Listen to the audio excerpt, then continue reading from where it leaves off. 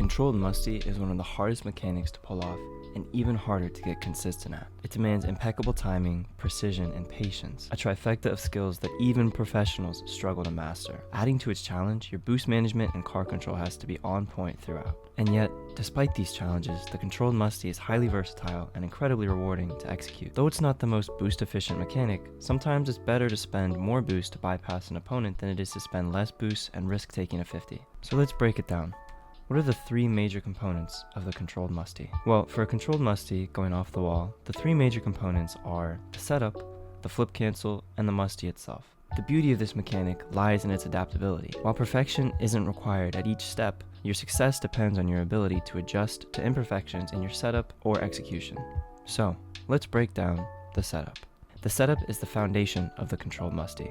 Without a strong setup, the rest of the mechanic falls apart. You want to hit the ball kind of soft. You don't want to hit the ball too far away. Keep the ball as close as possible to ensure that you maintain control throughout. In order to do this, you're going to have to match your momentum. So what this means is that you want to adjust the ball's velocity to match your car's velocity. Furthermore, you also want to take into account your field position. If you're near the goal, you want to favor an upward and outward trajectory. If you're further from the net, you might want to opt for a setup that moves you further down the field so that you can actually reach the net before you run out of boost. The next part to talk about is the flip cancel, but before we dive too far into that, here's an in-depth breakdown of every movement that I do from the moment I leave the wall to the moment I press my spacebar or my jump button. Everything for me will be demonstrated on the left wall because I'm an arrow left user, but if you're an arrow right user, just mirror this basically and it will still work on the right wall. For ease of setup, go off the same wall as the arrow that you main to start. So now that we've gone over that, we've dismounted and we're air rolling. However, you don't want to air roll too much, it's just a slight amount. You want to air roll until you can see as little of the sides or the underside of your car as possible, and now it's time to stop air rolling. This really doesn't take that much doing. It's a very similar amount of air roll to when you're jumping off the wall and wave dashing. In fact, imagine that same movement. You also have to tilt your car back, except for the controlled musty, the second step is to tilt even further. Now, depending on how powerful you want the musty to be and the angle at which you want the ball to go, you're going to have to adjust how much you pitch back. Furthermore, you will also have to adjust this based on your own reflexes. If you have faster or slower flip cancels than me, your car will react slightly differently. Unfortunately, the only thing I can do is give you rough guidelines and show you what works for me. The rest is up to you. Just try it out in free play and you'll get the hang of it. Now, the last thing that's important to note before we get into a flip cancel is a slight amount of physics. When we pitch our car far enough back, our back flip will carry us forwards, which is a good thing. We can use this to catch up to the ball. However, this also means that if we were underneath the ball or a little bit in front, it will be really hard to maneuver our car into a position to get that controlled musty.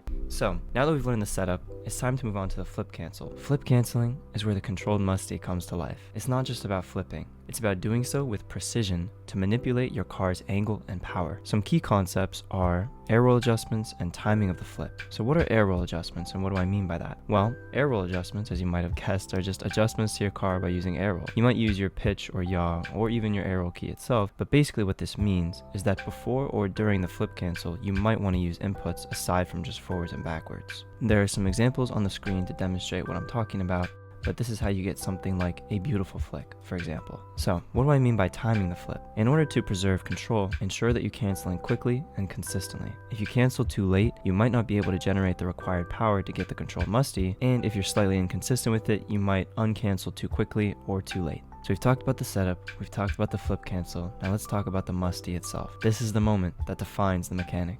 The flick's power and direction are determined by your timing and positioning. So the first thing that we need to ensure is that we control the power. If you have too much power, then the flick might send the ball too far away. And if the ball gets too far away from your car, you lose control and the opponent might be able to throw in a challenge. Furthermore, you might burn all of your boost just trying to catch up to the ball, in which case your solo play is pretty much dead. So we want to adjust for control. How can we do this? We want to focus on situational awareness. A softer flick might be better to keep the ball playable, while a powerful flick might secure a goal if you have someone challenging. Essentially what this means is that every setup might end up requiring a different musty depending on what game mode you're playing, how far from the net you are, and also what kind of solo play you're going for. If you're just going for a simple one controlled musty into a toss, you might be able to get away with, my screen just turned off. If you're going for a simple controlled musty into a single reset toss, then you might be able to get away with a little bit of a heavier controlled musty. But if you're going for something as crazy as like 3 or 4 musties, then you might have to get a really tight controlled musty for your first one. So now that we've covered each part of the controlled musty, let's talk about some common pitfalls and some advanced tips that you can use to avoid them. First off, mastering the controlled musty doesn't mean that you should use it in every scenario. Essentially what this boils down to is ensure that you don't overdo it. Over-reliance on the controlled musty can make you predictable or cause unnecessary mistakes. If you can mix in fakes, you'll keep your opponent guessing, and long term, you'll score more goals. Plus, it's really satisfying to fake people when they dive you, so there's that.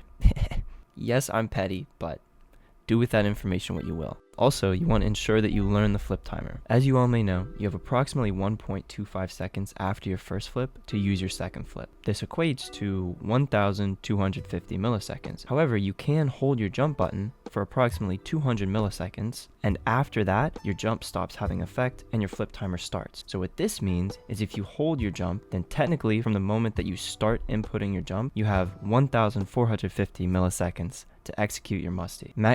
Whoa. Understanding this nuance can maximize your execution window and also help you a lot when you're trying to catch up to an errant touch on your setup. Okay, so we've gone over some common pitfalls, how to avoid them, we've gone over the setup, all the parts. How do we practice it? To get consistent, you'll need a structured practice routine, and what I recommend is trying it out in free play and figuring out what parts you're worst at. If you're struggling to even get down the setup, unfortunately, I recommend just repping it out in free play. If you manage to get a really good first touch off the wall, but you're struggling to get that controlled musty, I left a training pack in the description that you can get that first touch really quickly so that you can focus on the later parts of the musty itself.